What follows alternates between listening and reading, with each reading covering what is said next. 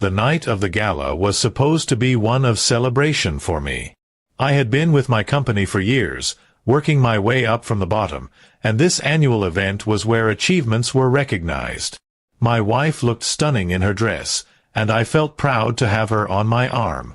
But the moment we entered the hall, I noticed the way her eyes lit up when she saw him, Ethan, the new alpha in her circle of friends. Tall, loud, and arrogant, he had a way of making everything about himself. It didn't take long before Ethan made his move to be the center of attention. He cracked jokes that were just a little too sharp, and his laughter echoed across the room. People laughed along, but I could tell it was forced. Then, while everyone stood near the buffet, he threw his arm around my wife as though they had known each other forever. My blood boiled, but I stayed quiet, watching. The breaking point came when he loudly announced, "Man, I don't know how she ended up with you," pointing at me with a smirk. The crowd erupted in nervous chuckles. My wife's face went pale, but she didn't say a word. I felt the heat of humiliation rush over me, and in that moment I understood, this wasn't just about me. This man thrived on belittling others to make himself feel powerful. I forced a polite smile, shook his hand, and walked away. Rage simmered inside me, but I wasn't about to create a scene at the gala. Instead, I excused myself to a quiet corner, pretending to take a phone call. But in reality, I was piecing together everything I knew about Ethan. He wasn't just some random guest. He worked in our company, new hire in the sales department. And HR had already circulated memos about fostering a respectful workplace culture. Over the next week, I began documenting every incident I could. I overheard him in the break room making crude comments about female co-workers, mocking others' appearances, and boasting about how he could take anyone's place in the company. People laughed nervously, but the discomfort was real.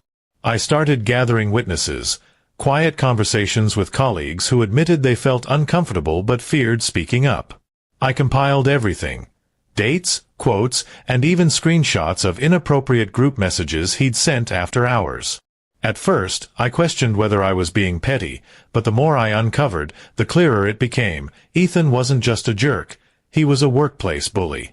When I finally walked into HR with my neatly organized file, the director raised her eyebrows. "This is serious," she said, flipping through the pages. I didn't need to embellish anything. The evidence spoke for itself. By the end of that meeting, they promised an internal investigation. The fallout was swift. Within 2 weeks, Ethan's booming voice was gone from the office. HR cited behavioral misconduct in their official email, though the details were kept confidential. Around the office, whispers spread, and people finally felt relieved. The tension that had followed him like a shadow lifted almost overnight. When I told my wife about what I'd done, she stared at me for a long moment. "You didn't overdo it?" she asked cautiously. I shook my head. "No.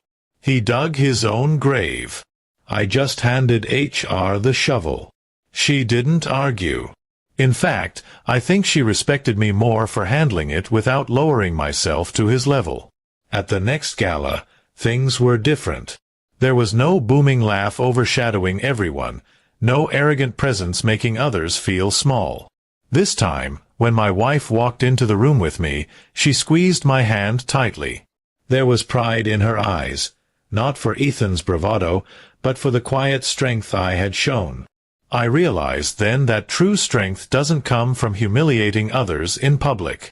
It comes from standing tall when someone tries to tear you down and knowing how to fight smart instead of loud. Ethan thought he was untouchable, the alpha of the room. But in the end, all it took was patience, strategy, and the truth to bring him down. That night, as we left the gala, I felt lighter. Not because Ethan was gone, but because I knew I had defended myself with dignity. My wife looked at me differently, and I realized I had earned something more valuable than applause. I had earned respect. And the best part? HR had taken him down, not me. I just gave them the push they needed. Ethan had embarrassed me once, but in the end, he embarrassed himself far worse.